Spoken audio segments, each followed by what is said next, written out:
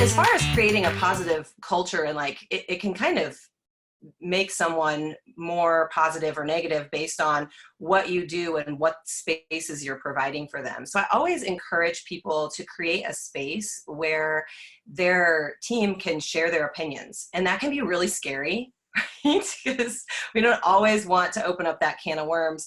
But if you do it in laying expectations out first and saying, here's the deal, we're going to have coffee, we're going to do Monday morning coffees all together, or we're going to do a team meeting once a month, or whatever that is. And that's where you can bring any of your problems. But when you bring your problems, I also expect you to bring a solution.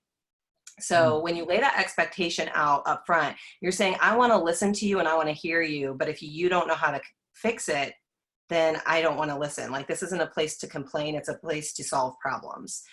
So you're kind of opening that space and giving them a voice, where I think a lot of people feel like they don't have a voice. And if you're inviting it, it can really help just create some positive culture. And that way you can be a little bit more proactive instead of letting it kind of fester and develop like this entire culture of just unhappiness. So I guess, like, I do weekly calls with my leadership team, and every morning, every Monday morning, we hop on a Zoom call. We all have our coffee. We talk about what we're going to do for the week. But first, we always start with, tell me what you're celebrating right now.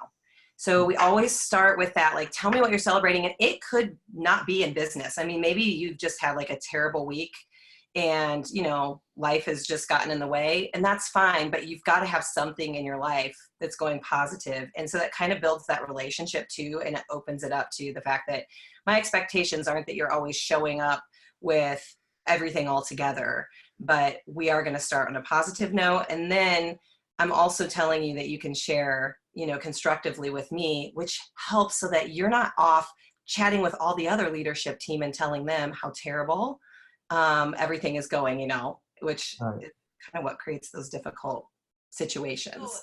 In talking about empowerment, some of the problem is often that we already have these people. So what do you do if you're kind of in this situation where it's like, oh my gosh, I already have this, terrible,